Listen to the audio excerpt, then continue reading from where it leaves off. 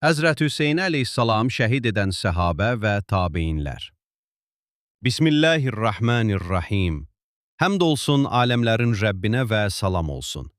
Mövlamız Məhəmmədə və onun pak əhli beytinə.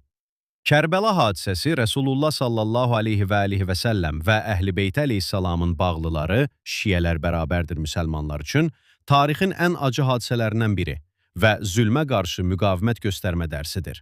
Bu, tarixi bir hadisədir, amma bunun əqidəvi bir çox mövzuya da təsiri vardır. Bu hadisə olduğu zaman səssiz qalan və bu cinayəti törədənləri özləri üçün əmir, xəlifə və s. kimi görən insanlar özlərini iki od arasında qalmış kimi gördükləri üçün bu hadisəni tarixi bir hadisədir. Yezid bir insandır, günahının cəzası özünə aiddir. Bu məsələdə bizə söz düşməz deyərək canını qurtarmağa çalışırlar. Belə bir yanaşma isə eyni ilə bəzilərinin Həzrət Yəhya əleyhissalamı şəhid edən şəxslər üçün tarixi hadisədir deməsi kimi batildir. Bəli, doğrudur, bu tarixi bir hadisədir və hər kəsin törətdiyi əməlin savabı və cəzası özünə aiddir. Amma bizim bu məsələdə mövqeyimiz necə olmalıdır? Məhz tarixi bir mövzunun əqidəyə təsir olan hissə tam da budur. Biz öz əməllərimizlə məsul olduğumuz kimi, Nəbi, Rəsul və Vəsilər əleyhissalamın düşmənləri və qatilləri haqqındakı mövqey də bizim cavabdeh olduğumuz məqamdır. Görəsən, müsəlman olduğunu iddia edən birinin Həzrət Zəkəriyə, Həzrət Yəhya və ya başqa bir peyğəmbər qatilləri haqqındakı mövqeyi necə olmalıdır? Bu qatillərin kafir olduqlarına inanmaq, onlardan təbərrə etmək, uzaqlaşmaq, yoxsa biz bu məsələdə cavabdeh deyilik deməkdir. Məhz Kərbəla cinayətini törədən şəxsləri özləri üçün əmir, xəlifə və imam kimi görən bu insanlar bu qatilləri təmizə çıxarmaq üçün Kərbəla tarixini təhrif etməyə çalışırlar. Bu səbəblə əhli xilaf Kərbəlada Həzrət Hüseyn əleyhissalam şəhid edənlərin əslində şiyələr olduğunu iddia edirlər. Düşünə bilirsinizmi? Bu insanlar bütün tarixi, Yezid, Ubeydullah ibn Ziyad, Ömər ibn Səd kimi qatilləri görməməzliyə gələ biləcək qədər həyasızlaşmışdılar. Buna görə də bu həyasızlara qarşı bu işi görməyi qərar aldım. İnşallah bu yazıda Həzrət Hüseyn əleyhissalamı şəhid edənlərin əhli xilaf yanında səhabə və tabein imamları, fəzilət sahibi kəslər kimi tanınan şəxslər olduğunu sənədli şəkildə ortaya qoyacağıq. 1. Əmr bin Həris Əl-Məhsumi.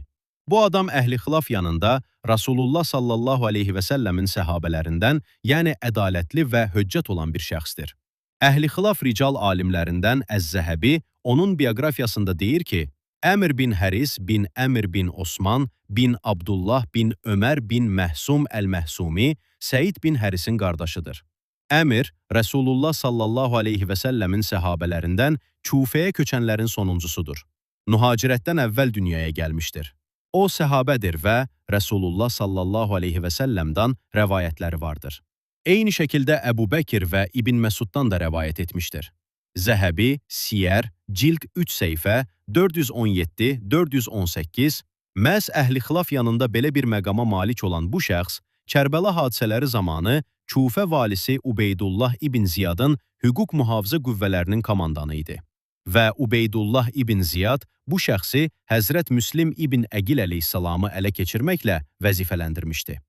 Mənə Əmr ibn Əli danışdı, dedi ki, mənə Əbu Quteybə danışdı, dedi ki, Yunus ibn Əbu İshaq mənə Aiz ibn Həris danışdı, dedi ki, mənə Umarə bin Uqbə bin Əbu Muayid danışdı, dedi ki, Ubeydullah bin Ziyad, təhlükəsizlik qüvvələrinin komandiri Ömər bin Xirris Əl-Məhzumini bu işlə Müslim bin Əqil ələ keçirməklə vəzifələndirmişdi.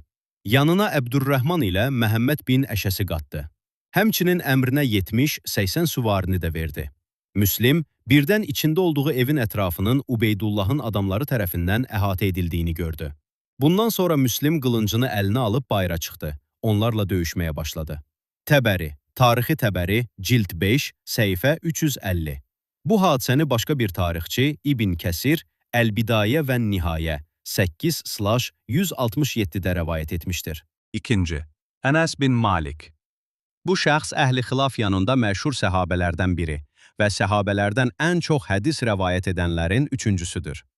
Əhli xilaf mənbələrində bu şəxsədən 2286 hədis rəvayət edilmişdir. Belə məşhur bir şəxs haqqında rical kitablarından məlumat verməyə ehtiyac görmürük. Məhz əhlixilaf dinlərini üzərində inşa etdikləri hədislərdən tam 2286 dənəsinin rəvayətçisi olan bu şəxs Kərbəla hadisəsində İmam Hüseyn əleyhissalam düşməni olan Kufə valisi Ubeydullah ibn Ziyad sarayında onun əmrində olmuşdur. Mənə Məhəmməd ibn Hüseyn ibn İbrahim danışdı. Dedi ki, mənə Hüseyn bin Məhəmməd danışdı. Dedi ki, Cərir mənə Məhəmməddən, o da Ənəs bin Malikdən danışdı. Dedi ki, Hüseyn bin Əli əleyhissalam Kərbəlada şəhid edildikdən sonra başı Kufəyə gətirildi. Və o zaman Yezid bin Muaviyə Kufə valisi olan Ubeydullah bin Ziyadın qarşısında bir tas içinə qoyuldu. İbn Ziyad əlindəki süngüsü ilə onun mübarək başına, burnuna, gözlərinə vurmağa başladı və dedi ki, buna bənzər bir gözəllik görmədim. Mən dedim ki, Hüseyn, Əhl-i-Beyt içində Rəsulullaha ən çox bənzəyən idi. O vaxt Hüseynin başı vəsmə bitkisi ilə boyalı idi. Buxari, Əs-Səhih, Səhabənin Fəziləti kitabı, Bab 22, hədis 3748. Bu hədisi əhlixilaf bir başqa hədis alimi olan Tirmizi, Sünən, 6/119-dan 120-yə qədər, Mənaqib kitabı, Bab 25, hədis 3778-də müxtəlif bir sənəd ilə Ənəs ibn Malikdən rəvayət etmişdir. Hədisin Səhih Buxaridə keçməsi onsuz da əhlixilaf yanında onun səhih olduğunu göstərmək üçün kifayətdir. Bundan başqa hədisi öz kitabında başqa bir sənəd ilə rəvayət etmiş olan Tirmizi hədis haqqında deyir ki, Tirmizi, bu hədis Həsən Səhih qəribdir. Tirmizi, Sünən, Mənaqib kitabı, Bab 25, hədis 3778. Hədisin mətninə gəlincə, göründüyü kimi burada Ənəs bin Malik, İmam Hüseyn əleyhissalamın başının Kufəyə, yəni Vali Ubeydullah bin Ziyad lənətullaha gətirildiyi zaman Ubeydullahın yanında olmuşdur. Görəsən bu səhabə belə bir hadisədə Ubeydullah bin Ziyadın, yəni İmam Hüseyn əleyhissalamın düşməninin, onun öldürülməsi üçün əmr verən birinin yanında nə edirdi? Ənəs bin Malik Kufə sarayında və Kufə valisinin yanında oturan bir İmam Hüseyn əleyhissalam tərəfdarı olmayacağına görə sualın cavabı aydındır. 3-dən 4-ə qədər. Həccar bin Əbcər və Şəbəs bin Rəbi. Bu iki nəfər Həzrət Hüseyn əleyhissalama məktub yazıb, onu Kufəyə dəvət edən və sonra da ona qarşı vuruşanlardandır. Bunlardan ilki, yəni Həccar səhabə, digəri, yəni Şəbəs isə tabeindəndir. Əhl-i-Xilaf rical alimlərindən İbn Hacər səhabələrin bioqrafiyasını verdiyi Əl-İsabə adlı kitabında Həccar haqqında deyir ki, Həccar bin Əbsər bin Cabir Əl-İcli, onun Rəsulullah sallallahu aleyhi və səlləmi idraki vardır. İbn Hacər Əl-İsabə 2-ci cild səhifə 143, 1960-cı ravi. Eyni şəkildə Əhl-i-Xilaf rical alimlərindən İbn Sad onun şərəfli biri olduğunu söyləyib. Bax İbn Sad, Təbaqət, 6/231. İbn Hibban isə onu etibarlı ravilər arasında zikr etmişdir. Bax İbn Hibban, Əs-Siqat, 4/192, 2445-ci ravi. Şəbəsə gəlincə, onun haqqında ixtilaf mövcuddur. Əhl-i-Xilafın bəziləri onun səhabə, bəziləri də tabein olduğunu deyiblər. Əhl-i-Xilafın rical alimlərindən İbn Əbi Hatəm onun bioqrafiyasında deyir ki, Şəbəs bin Rəbi, o Həzrət Əli və Huzeyfədən rəvayət etmişdir. Ondan isə Məhəmməd bin Kab və Süleyman Ət-Teymi rəvayət etmişdirlər. Atamın da onun haqqında bunları söylədiyini eşitdim və atama onun haqqında soruşdum. Dedi ki, hədisi müstəqimdir, doğrudur.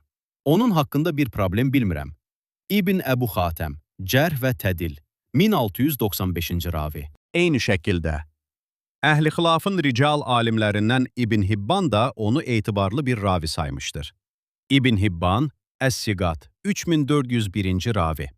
Bundan başqa Şəbəs Əhl-i-Xilafın 6 mühüm hədis kitabından birinin, yəni Sünnəni Əbu Davudun raviləri arasındadır. Yuxarıda da dediyimiz kimi, birisi səhabə, digəri tabeindən olan bu iki şəxs, Həzrət Hüseyn əleyhissalama məktub yazıb, onu Kufəyə dəvət etmiş, sonra isə ona qarşı döyüşən orduya rəhbərlik etmişdilər. Həzrət Hüseyn əleyhissalam yenə belə səsləndi. Ey Şəbəs bin Ribi, ey Həccar bin Əbcər, ey Qeys bin Əşəs, ey Zeyd bin Həris, siz mənə meyvələr yetişdi, bağçalar yaşıllaşdı, bizə gəl. Gəldiyin halda sən nizamlı orduların başına keçəcəksən, deyə məktub yazmadınızmı? Onlar da belə məktublar yazmadıqlarını dedikdə Həzrət Hüseyn əleyhissalam bu qarşılığı verdi. Sübhanallah, Vallah siz yazdınız ey insanlar. Təbəri, Tarixi Təbəri, 5-ci cild səhifə 425, 5-ci. Ömər bin Səd. Bu adam Əhl-i-Xilafın səhabəsi Səd bin Əbu Vəqqasın oğludur. Əhl-i-Xilafın nəzdində etibarlı bir imamdır. Belə ki, Əhl-i-Xilaf rical alimi Əl-İcli onun haqqında deyir ki, Ömər bin Səd bin Əbu Vəqqas Mədinəlidir, siqadır, güvənilən. O atası Səd bin Əbu Vəqqasdan hədislər rəvayət etmişdir. Ondan isə insanlar rəvayət etmişdilər və o Hüseynin qatilidir. Əl-İcli, Mərifətus Siqat 1343-cü ravi. Məhz Əhl-i-Xilafın yanında siqadır, etibarlı, bir tabein olan bu şəxs İmam Hüseyn əleyhissalamla döyüşməyə gələn ordunun komandiri idi və İmam Hüseyn əleyhissalamla döyüşəcək ordunun komandanlığını üzərinə götürməsinin səbəbi Yezid lənətullahın ona rey valisi təyin ediləcəyinə dair sözü idi. Yəni bu adam dünya mülkü qarşılığında İmam Hüseyn əleyhissalamla vuruşmuşdur. 6-cı. Şimir bin Zilcövşən. Bu şəxs də Əhl-i-Xilafın nəzdində tabeindən biridir. Öz dövründə Əhl-i-Xilafın ən böyük alimlərindən olmuş, ən böyük Əhl-i-Xilaf alimlərinə namazda imamlıq etmişdir. Əhl-i-Xilaf alimlərindən İbn Əsakir bu barədə deyir ki, mənə Malik bin İsmail məlumat verdi. Dedi ki, mənə Hüşeym bin Xəttab ən-Nəhdi danışdı. Dedi ki, Əbu İshaq Əs-Səbinin belə dediyini eşitdim. Şimir bin Zilcövşən Əd-Dəbbi bizə namaz qıldırdı. Namazdan sonra belə dua etdi. Allahım, məni bağışla. Ona dedim ki, Allah səni necə bağışlasın? Halbuki sən Rəsulullahın oğluyla müharibəyə cəhd etdin və onun öldürülməsinə kömək oldun. Şimir bu cavabı verdi. Vay olsun sənə, mən nə edə bilərdim ki? Çünki rəhbərlərimiz bizə bu işi etməyi əmr etdi və biz də itaət etdik. Əgər onlara müxalifət edəcək olsaydıq, bu eşşəklərdən daha pis olardıq. İbn Əsakir, Tarixi Dimeşq, cild 23, səhifə 189. Eyni rəvayəti başqa bir Əhl-i-Xilaf tarixçisi İbn Əsakir, Tarixi Dəməşq, 23-cü cild səhifə 189-da başqa bir sənədlə Əbu İshaq Əs-Səbidən rəvayət etmişdir. Bu rəvayətdən gördüyümüz kimi Şimir bin Zilcövşən, Əbu İshaq Əs-Səbi kimi insanlara namazda imamlıq edirdi. Bəs Əbu İshaq Əs-Səbi kimdir bilirsinizmi? Öz dövründə Kufədə Əhl-i-Xilafın hədisçisi, fəqihi və nüfuz sahibi olan alimi. Yəni Şimir bin Zilcövşən o dövrdə Əhl-i-Xilafın ən böyük alimlərinə imamlıq etmiş biridir. Və məhz bu insan Kərbəlada amansızlıqla, ən alçaqca bir şəkildə İmam Hüseyn əleyhissalama qarşı vuruşmuşdur. Bu məsələ bütün tarixdə məlum olan bir şey olduğu üçün, məsələni uzatmamaq üçün ətraflı məlumat vermirik. 7-ci. Yezid bin Muaviyyə. Atası Əhl-i-Xilafın səhabə elan etdikləri Əməvi kralı Muaviyyə bin Əbu Süfyandır. Atasından sonra Əməvi kral olmuşdur. Öz dövründə Əhl-i-Xilafın xəlifəsi və əmiridir. Əhl-i-Xilafın alimləri onun fəziləti haqqında kitablar yazmış, onun müctəhid və imam olduğunu söyləmişdilər. Məhz Əhl-i-Xilafın yanında xəlifə, imam və müctəhid olan bu şəxs İmam Hüseyn əleyhissalamın öldürülməsinə əmr vermiş, İmam Hüseyn əleyhissalamın kəsik başı yanına gətirildikdə onu məsxəxərəyə qoymuşdur və Bədir döyüşündə öldürülən müşrik atalarının qisasını aldığını bildirən şeirlər oxumuşdur. Əlinizi vicdanınıza qoyun və qərar verin.